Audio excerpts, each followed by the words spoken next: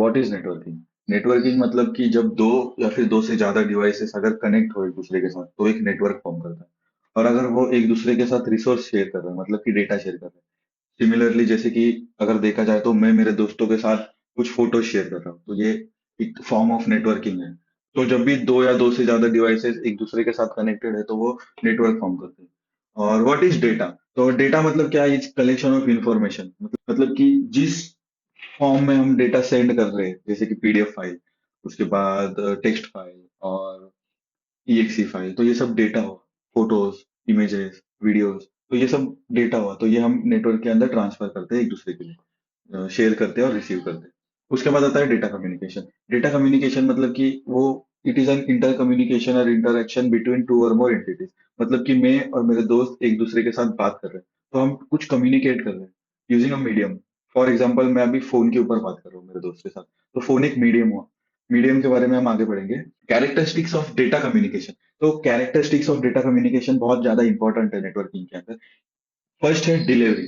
तो डिलीवरी मतलब क्या था? Data should be delivered to the user and intended user. तो डिलीवरी क्या है? The data should be delivered to the user और इंटेंडेड यूजर। मतलब कि हमारा जो डेटा है वो सही यूजर के पास पहुंचे, सही रिसीवर के पास पहुंचे।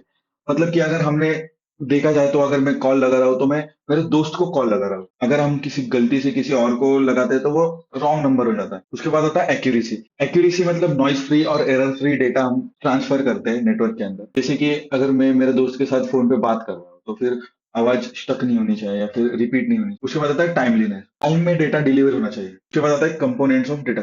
कंपोनेंट्स ऑफ डेटा कम्युनिकेशन मतलब क्या कि एक सेंडर है, एक रिसीवर है। एक एग्जांपल लेते हैं, मैं हूं और मेरा दोस्त है, तो मुझे मेरे दोस्त को डेटा सेंड करना है। तो हमारे बीच कुछ प्रोटोकॉल्स है। जैसे कि मेरे घर वाले स्ट्रिक्ट है तो मैं उसको बोलूंगा कि मुझे बस व्हाट्सएप के ऊपर डेटा सेंड किया कर या फिर फोटो सेंड किया कर, और कोई अदर प्लेटफॉर्म के ऊपर मत किया कर। और मीडियम जो है वो हुआ उसमें व्हाट्सअप या फिर फेसबुक, इंस्टाग्राम, ये सब मीडियम हुए। तो कोई तो एक मीडियम चूज करके उसके अंदर डेटा ट्रांसफर करना। फॉर एग्जाम्पल सेंडर क्या करेगा? सेंडर डेटा रिसीवर को ट्रांसफर करेगा यूजिंग अ मीडियम, मतलब कि एक चैनल। और तो उसमें कुछ प्रोटोकॉल्स होते हैं डेटा ट्रांसफर के लिए। प्रोटोकॉल्स मतलब कि एक set of rules and regulations which are agreed by both entities, और वो डेवलप्ड ज्यादातर आई ट्रिपल ई, आईएसओ और एएनएसटी ऑर्गेनाइजेशंस करते हैं। उसके बाद आता है data process of data communication. तो प्रोसेस ऑफ डेटा कम्युनिकेशन मतलब क्या कि user one and user two are sending data to each other. चलो इसको समझते हैं एक डायग्राम के साथ। सपोज एक यूजर वन है, उसको डेटा सेंड करना है यूजर टू के लिए। तो वो क्या करेगा कि डेटा तैयार करेगा और उसको सेंड करने के लिए वो एक सिग्नल जाएगा कि रेडी, मतलब कि तू डेटा ट्रांसफर करने के लिए रेडी है। अगर सामने वाले का रिस्पॉन्स आया कि वो रेडी है तो फिर डेटा ट्रांसफर प्रोसेस होगा। अगर सामने वाला बिजी है, किसी और के साथ डेटा ट्रांसफर कर रहा है, तो फिर वो बिजी सिग्नल सेंड करेगा। तो जो यूजर वन है उसको पता चल जाएगा कि तो अभी it is not a right time to send the data. उसके बाद फिर जब इसका रेडी रिस्पॉन्स आएगा यूजर टू का, तो फिर वो डेटा है वो ट्रांसफर हो जाएगा। इसके कुछ की पॉइंट समझते हैं हम नेटवर्किंग के। तो network can be wired using cables और वायरलेस। मतलब कि हम इथरनेट जानते हैं, उसके बाद हम अभी यूएसबी टू यूएसबी फोन और डिवाइसेस कनेक्ट करते हैं, यूएसबी टू माइक्रो यूएसबी। तो ये सारी चीजें वायर्ड और वायरलेस कम्युनिकेशन मतलब एक मीडियम हो गए। तो उसके बाद प्राइमरी गोल क्या है कि डेटा ट्रांसफर होना चाहिए, शेयरिंग होनी चाहिए, कनेक्टिविटी होनी चाहिए और सिक्योर होना चाहिए। तो डेटा ट्रांसमिशन के दो मीडियम है, मतलब कि दो मीडिया टाइप है। तो फर्स्ट है गाइडेड मीडिया और सेकंड है अनगाइडेड मीडिया। तो ये एग्जाम में बहुत ज्यादा पूछा जाता है कि व्हाट इज गाइडेड मीडिया और व्हाट इज अनगाइडेड मीडिया। तो गाइडेड मीडिया मतलब कि वायर्ड कनेक्शन।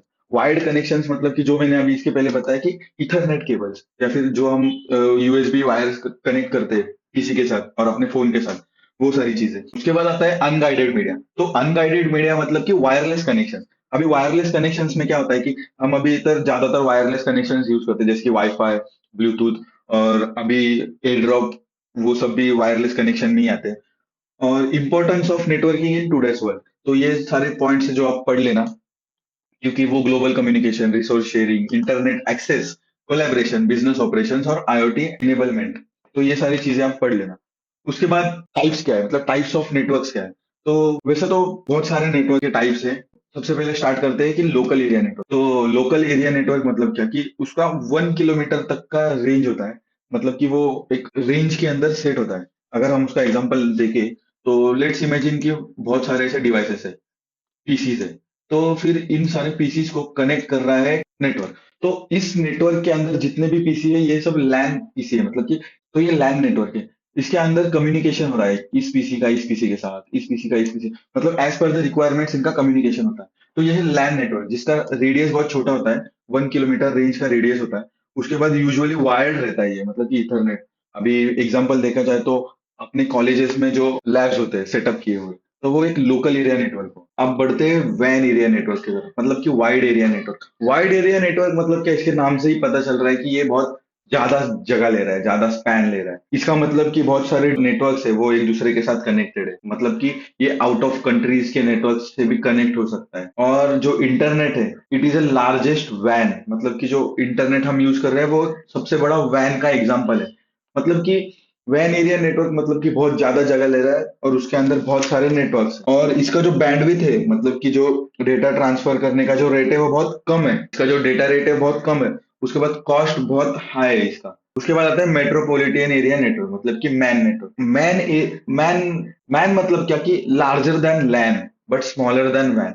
मतलब कि लैन हमने पढ़ा कि एक स्कूल या फिर कॉलेज है। उसके बाद वैन पढ़ा, वैन मतलब एक बहुत बड़ा एरिया है। अभी क्या करते हैं ना कि इस लैन को हम डबल करते हैं, मतलब कि ये बहुत सारे लैन है और इस सारे लैन को हम एक दूसरे के साथ कनेक्ट कर रहे हैं विया राउटर। इन बहुत सारे लैन को हम एक दूसरे के साथ कनेक्ट कर रहे हैं विया राउटर। मतलब कि ये सारे नेटवर्क्स एक दूसरे के साथ कनेक्टेड है। तो इस नेटवर्क को हम बोलते हैं मैन एरिया नेटवर्क, सॉरी। तो इस नेटवर्क को हम बोलते हैं मेट्रोपॉलिटन एरिया नेटवर्क।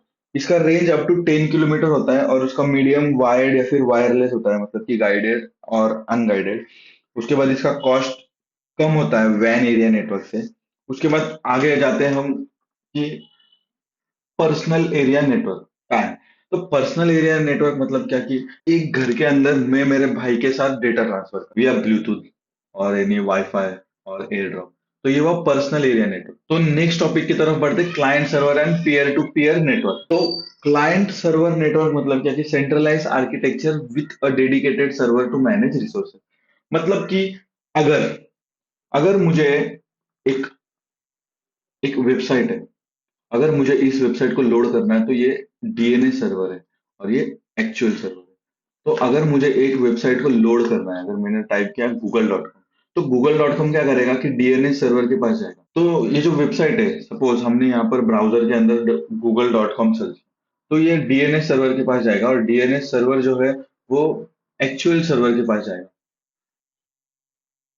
मतलब कि हम रिक्वेस्ट कर रहे हैं और जो सर्वर है वो हमें रिस्पॉन्स दे रहा है। क्या रिस्पॉन्स दे रहा है?